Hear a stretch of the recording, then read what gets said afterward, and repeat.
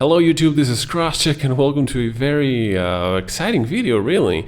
So I've been flying DCS and Falcon BMS quite a bit lately. I jump between each other. I think both they are so much fun in very different ways. Definitely both have their strengths and their weaknesses, but that is a discussion for another video. So one thing that I realized is the way I start up an F-16 on DCS and the way I start up a F-16 on Falcon BMS is worlds apart. It's just so different.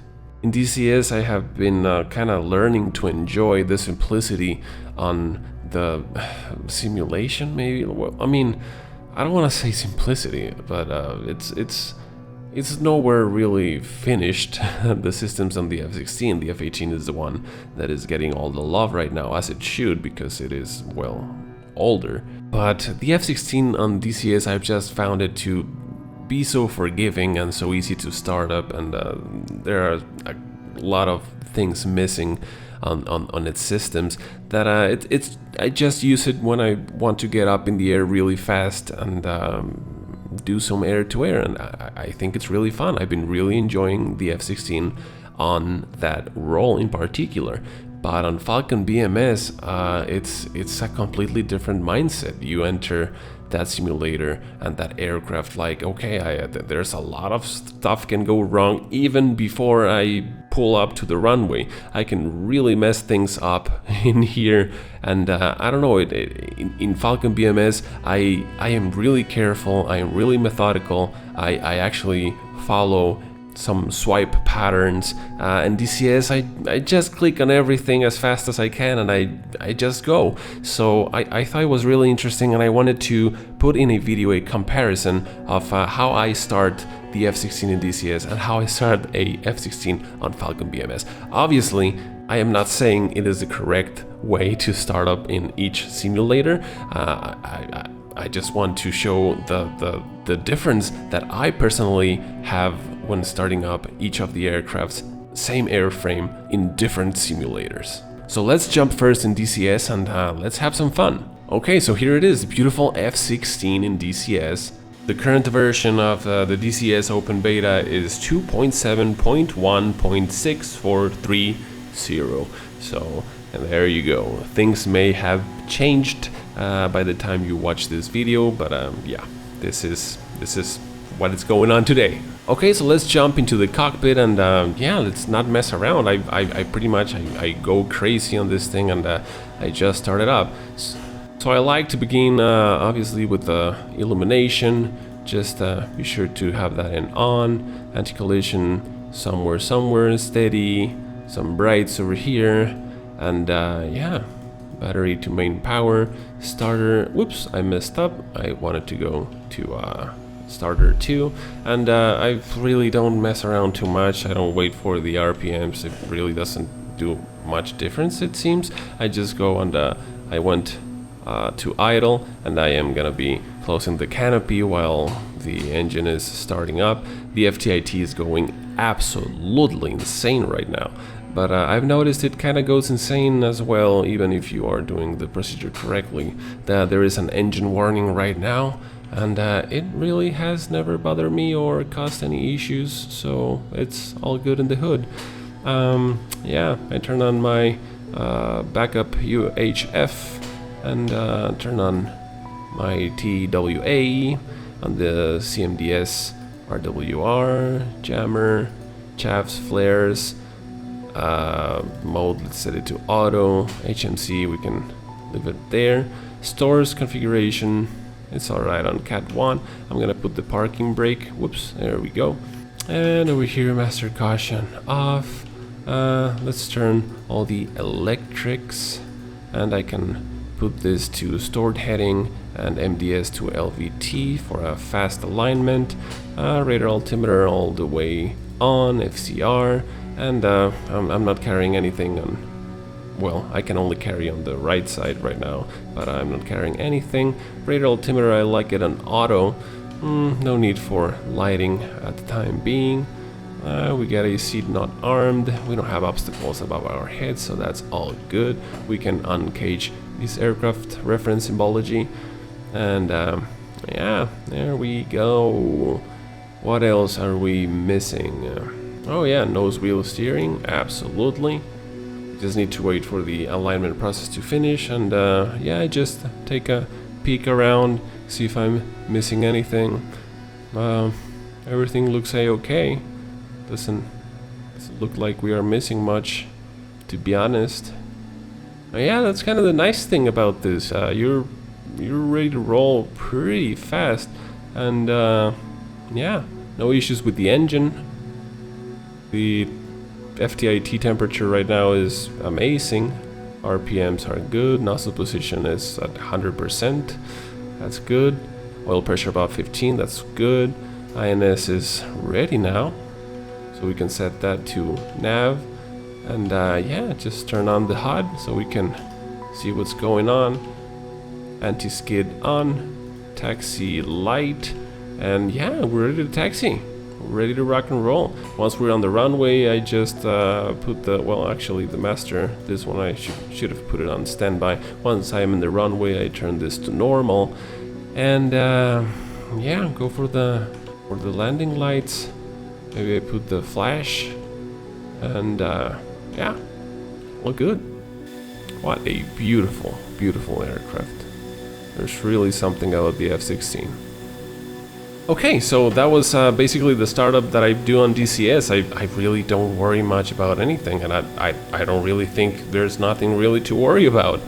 And yeah, I jumped into Falcon BMS with a similar mentality of like, there's not much things to worry about, but in Falcon BMS, I found out that there is a lot to worry about, and if you don't know what you're doing, you are not gonna be able to start the aircraft, even if you think that you know what you're doing. So it's really interesting. Let's jump over to Falcon BMS and let's see how the startup procedure goes on over there. I think it's gonna be really fun. Alright, here we are on Falcon BMS version 4.35, and we're gonna be starting up this beautiful F-16 Block 50. Now, do notice that there are many versions of F-16 in Falcon BMS, so yours may be different from this one, but it should be basically the same, just minor differences.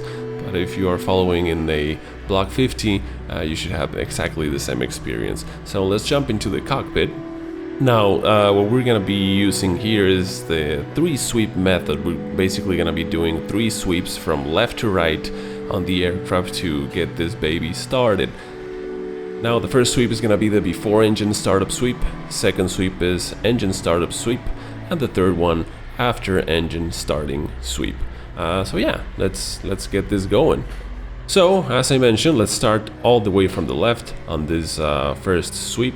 We will start with the external lighting. The master, I'm gonna be switching to norm, anti-collision on. I will keep the position on steady. Wing and tail and fuselage I will be turning on. Then we can go to the fuel panel and set the knob to norm. Failure to do so will feed engine with gravity only, and of course that may cause issues in flight, so set it to norm.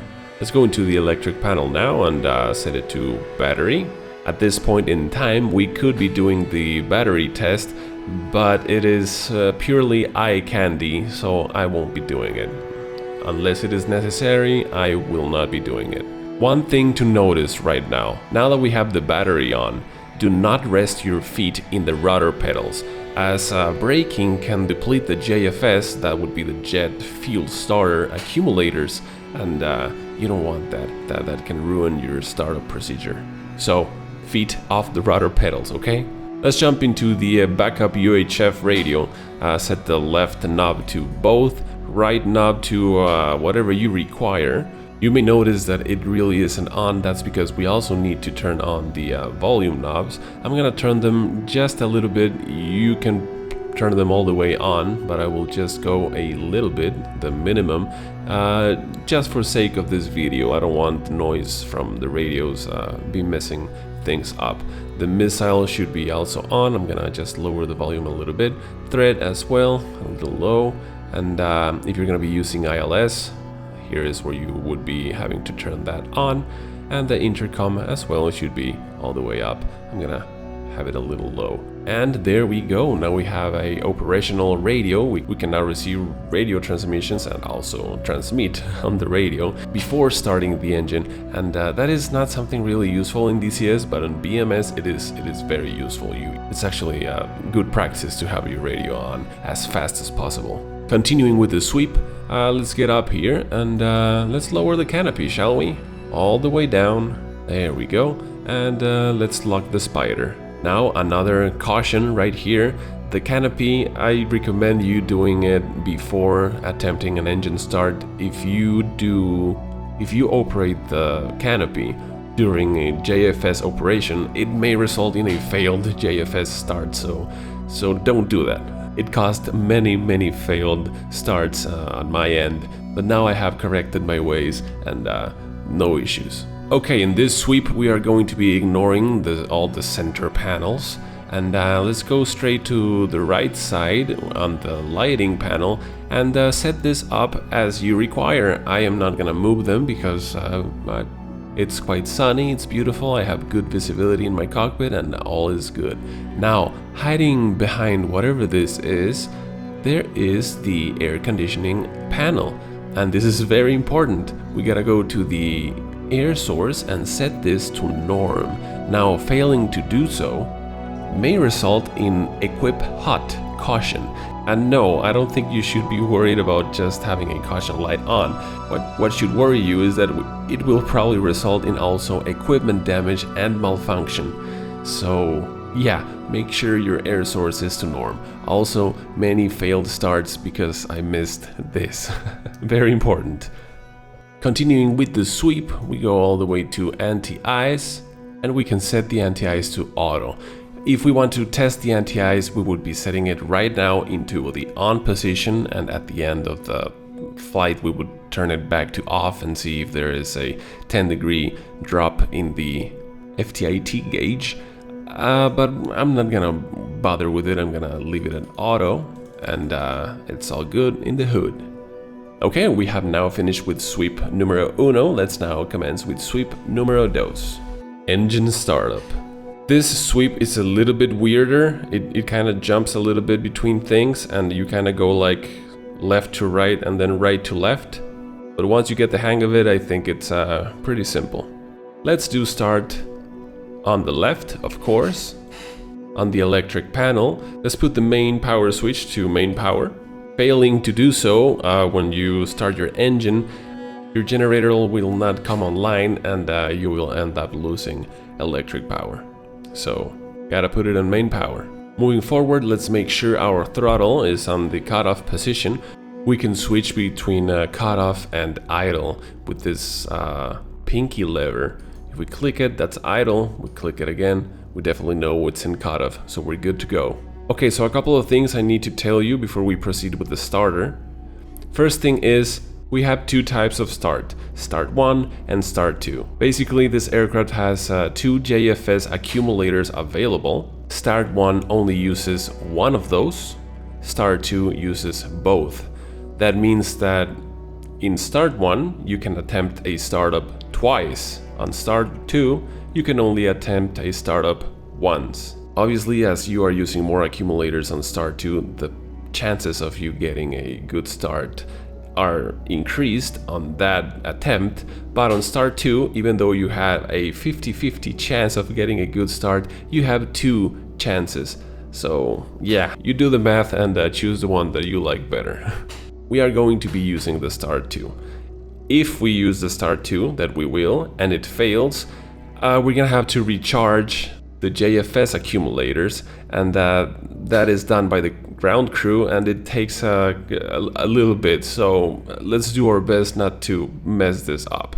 Now, very important, here on the right side of the center panel, there are a couple of things you really need to pay attention to. The first one would be the fuel flow, the second one would be the hydraulic oil pressure light, third one, the oil pressure gauge, fourth one, the nozzle position percentage, 5th one, the RPM of the engine gauge, 6th, the FTIT temperature gauge, and 7th, the hydraulic pressure gauges. Okay, so what are we expecting here? Once we engage the starter 2, the hydraulic oil pressure light should be off between 30 and 35 RPMs. If it doesn't, and the oil pressure is below 15 psi, we have a fault. We need to set the throttle to cutoff. It can happen, and it will happen eventually. So keep your eyes peeled. Next point, the FTIT gauge is very important. This gauge should increase proportionally to the RPM gauge and not go above 700 degrees Celsius. If it goes above 750, a hot start is present. Set the throttle to cutoff or you will burn the engine down. And oh, you will. This is simulated. You will mess up your aircraft, so keep an eye on it. Alright, so in summary, to confirm, we have a good startup. Fuel flow should be between 700 and 1700. Oil pressure should be above 15. Nozzle position should be above 94%. FTIT never above 800. Hydraulics should be at 12 o'clock position, and we should have 3 gear green lights. Okay, that sounds simple enough, right? Let's do that. Okay, so we're gonna go for start 2. When RPM reaches 25, we're gonna move the throttle to idle, and then we're gonna keep a good eye on those gauges. Ready? Start 2. Okay, looking at these gauges, I have a bind for the idle control, so I'm not gonna turn around to activate it, just know that. It takes a little bit to start some RPMs. There we go, slowly but steadily. 10 RPMs.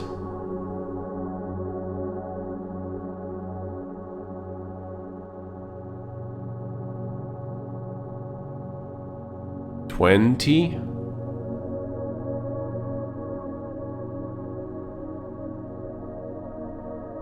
Almost 25.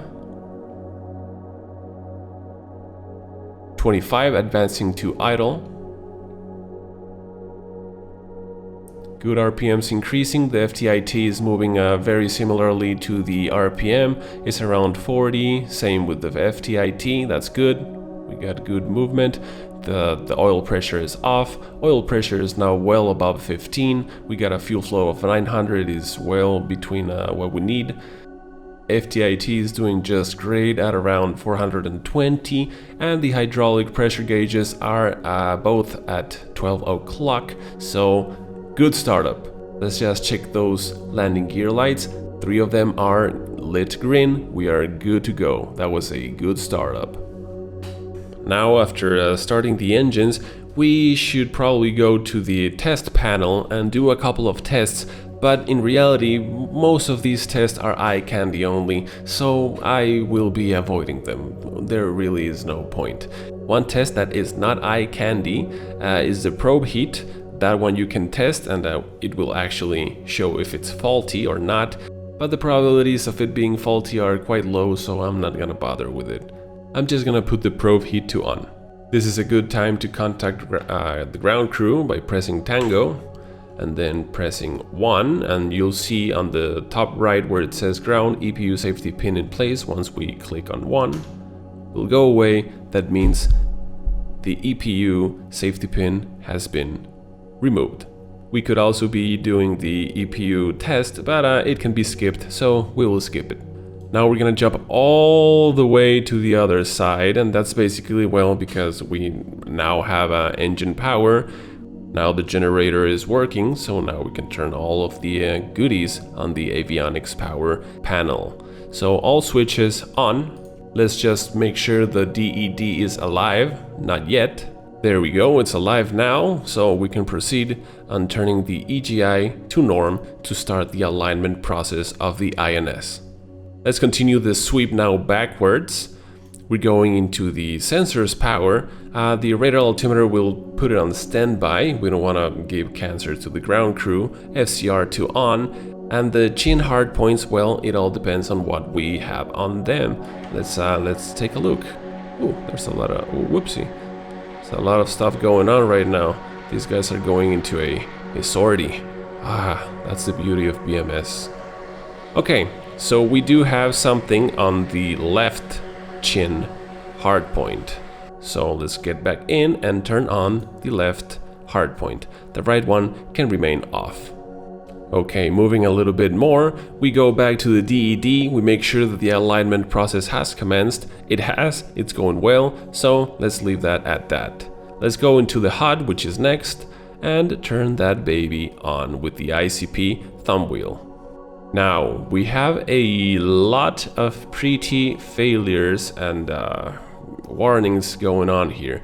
So what we're gonna do now, we're going to clear the faults by first going to the FLCS over here and resetting that.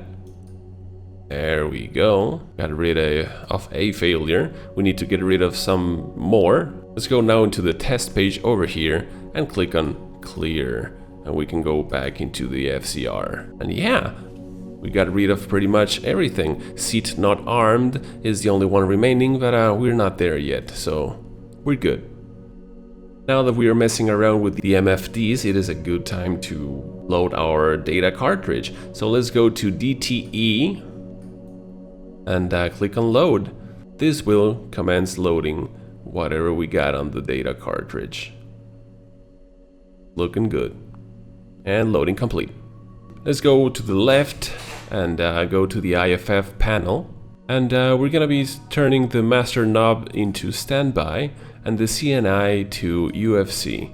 We are no longer using now the backup radio, we are now using the radios on the UFC. So now that that is done, you should probably set the radios as you require. We can go to COM1, COM2 and select the preset according to what you need depending on the briefing of the mission. We can go back to check the alignment by going into list and 6, and here we are. Obviously the alignment is now complete. That is because, well, I'm taking my sweet ass time. But let's ignore the fact that it's ready. Normally at this time in the startup procedure, you would be, well, doing it way faster and the alignment wouldn't be done just yet. So I'm gonna pretend it is still aligning, even though we can see the alignment is complete, okay? So ignore it for now. Okay, so that's it for the second sweep. That was the engine startup sweep. Now we are moving forward and going into the third sweep. This is the last one. Obviously, we must go all the way to the left. Now this would be the time to do the FLCS bit, but that test is eye candy only, so we're not gonna be using it. Now what is really important and not eye candy at all is to check your manual trim panel and make sure the needles are well in the center. It can cause major trouble if they are not. Moving on, this would be also a great time to be doing the air refuel test, but that system rarely fails, so the check can be skipped. We will skip it. Moving on with the sweep, ECM panel, let's put that switch to operational. After this is where you could be doing the sec check, but it's not mandatory for a ready-to-go jet, so we are not going to do it right now. Moving on with the sweep, we go over to the TWA panel and we power it on. Then we go to the CMS panel, we turn on the jammer, the RWR, chaffs, flares, and you select the program that you wish to use and the mode that you wish to use. I'm gonna set auto for the time being. HMCS, you could turn it on at this time if you so desire, but I recommend doing so when fencing in. Moving on, set the store's configuration as you require. We are pretty heavy right now, so we're going Cat 3. Moving on with the sweep, we would reach the RWR. We could do a system test. It is good to see and hear the testing, and we know if we're not able to hear it or see it. Right now I am actually not able to hear it. That's because my volume is a little bit too low, but I know it's there. We can also check out the launch missile test. And yeah, I can hear it. After finishing all that and being happy, we need to hand off. the RWR. Failure to hand off will prevent system to warn from threats, so be sure to hand off. Very importante. So at this time, doing all of this in a timely manner, you still shouldn't have the aircraft aligned. So, that being the case, this is a perfect time for you to mess around with all of the settings that you need to, well, set up. You can set up your navigation aids that you're going to require, your weapon settings, your pre-briefed joker, get ATIS information, etc. You got a lot of things that you can do. After you finish that, you can confirm that there are no faults remaining. We do have the seat not armed, but that's okay. So we can go back and hit FAC. There we go. Let's also click on that master caution. If you want to be reminded that the seat is not yet armed, you can leave it on. I know it's unarmed, so it's all good. Okay, so at this time the alignment process should be finished. Obviously ours is from quite a while ago, so we can confirm that the INS alignment is complete. We can see the line flashing on the HUD, the ready flashing on the DED, so we are definitely good to roll regarding the INS alignment. So we go to the EGI and set that bad boy to nav. Here, in case we wanted to do the anti-ice test, this is a good time to do it. I didn't do it, I had to add it in on when I told you guys. It's an auto, so I'm just gonna keep going, living life to the fullest. Let's activate the oxygen. We could also run the test at this very time. It is actually not a bad idea to do. I'm not gonna. Now we can set the parking brake, remove the wheel chocks, activate nose wheel steering, and if we don't have an obstacle above us, arm the seat and turn the taxi lights on. And there we go. We are ready to taxi. As simple as that. Okay, and of course, when you reach the runway, be sure to set your landing lights to, well, landing lights. Put your radar altimeter to, radar altimeter, and your IFF to norm. And yeah, you can probably also put the position flash. And you, my friend, are ready to party in Falcon BMS. Okay, so those were the two type of startups that I do on each simulator. Yeah, it's pretty crazy how different they are, given that it's the same airframe in both, and yeah, it's pretty crazy. I really like the crazy level of detail that Falcon BMS goes into, and I love how beautiful the DCS F-16 looks, and how easy it is to start and all that. To be fair, on DCS I don't like flying the F-16 much. I much rather fly the A-10C or the F-18 or the JF-17 or the Mirage or the Harrier or the Black Shark, whatever. I haven't really fell in love with the F-16 on DCS, but on Falcon BMS the F-16 is just fantastic. I love it. When I want to fly an F-16, I fly in Falcon BMS, and also obviously when I want to have a dynamic campaign, which is really fun. But when I want to fly some carrier operations, when I want to fly VR, when I want to have a lot of eye candy, I obviously fly DCS. It's awesome. I love both simulators. They both have some really nice things and some really crappy things. But yeah, if you haven't given a chance to any of these simulators, you definitely should. There is no reason why not to fly both. It's really the way to go. If you are not, you are really missing out. Honestly, it's not about which one is better. It's just that, I mean, out of these two, there's not much competition. Just get whatever we got, and this is magnificent. Falcon BMS is just incredible in many ways. Granted, it is a little bit hard to get into because things are kind of messed up, but I hope to fix that with a video that will be coming soon regarding how to get started with Falcon BMS. Anyway, I hope you guys enjoyed. Let me know what your thoughts regarding these procedures were. I want to mention again, these are the startups that I use in each simulator, because each simulator has pushed me into doing that kind of procedure. And that's just the way it has been for me. Anyway, hope you enjoyed, and give a like if you did, and subscribe for more. We're gonna have some really cool stuff going on here. Anyway, happy flying, cross check out.